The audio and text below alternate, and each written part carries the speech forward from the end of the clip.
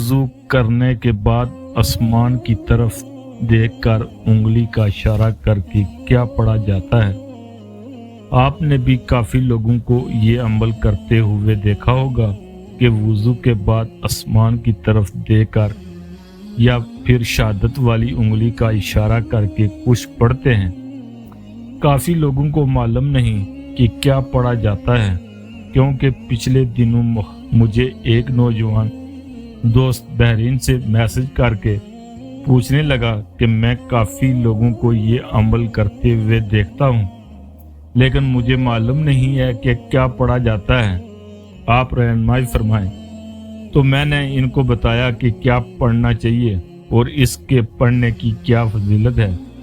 تو میں نے سوچا کہ آپ لوگوں کے ساتھ بھی یہ شیئر کیا جائے تاکہ آپ کو بھی معلوم ہو کہ وضو کے بعد ہمیں کیا پڑھنا چاہیے۔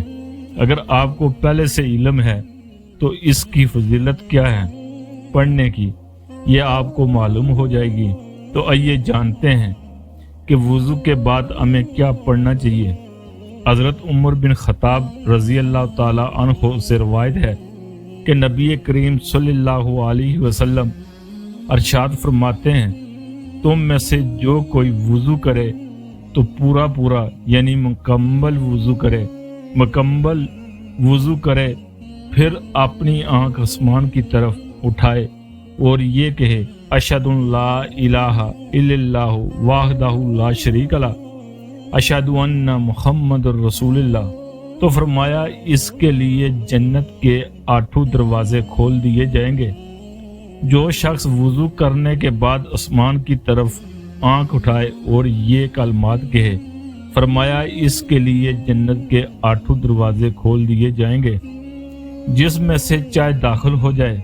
اور اسی طرح ترمذی کے روایت ہے، اس میں یہ کلمات زائد ہیں کہ یہ کلمات بھی کہیں یہ دعا بھی پڑھے جائے۔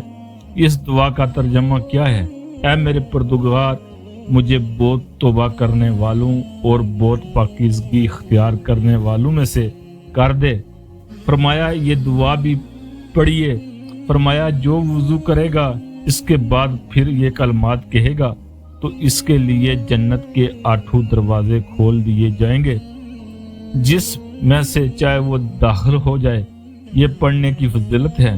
اور جب آپ کلمہ شہادت پڑھیں تو اس وقت اشہد لا الہ، یعنی جب لفظ اللہ کی الف پر پہنچیں تو اپنی شہادت والی انگلی کا اشارہ کریں، اشہد لا الہ الا اللہ پر انگلی کو گرا دیں تو یہ پڑھیں۔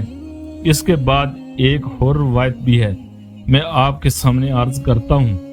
حضرت عثمان رضی اللہ تعالی عنہ روایت کرتے ہیں، میں نے رسول اللہ صلی اللہ علیہ وسلم کو فرماتے ہوئے سنا ہے، جس نے وضو کیا ایسے کہ ہاتھوں کو دھویا، پھر 3 مرتبہ کولی کی، 3 مرتبہ ناک میں پانی ڈالا، 3 مرتبہ چہرے کو دھویا، 3 مرتبہ ہاتھوں کو کونیوں سمیت دھویا، سر کا مسح کیا 3 مرتبہ، یہ دونوں پاؤں دھوئے، یعنی مکمل وضو کیا اچھے طریقے سے، اور پھر کوئی کلام نہ کیا، یعنی وضو کرنے کے بعد کسی سے کوئی کلام نہ کیا، کسی سے کوئی بات نہ کی، پھر کوئی کلام نہ کیا، حتیٰ کہ یہ پڑھ لیا، اشہد ان لا الہ الا اللہ وحدہ لا شریک لہ، اشہد ان محمد رسول اللہ۔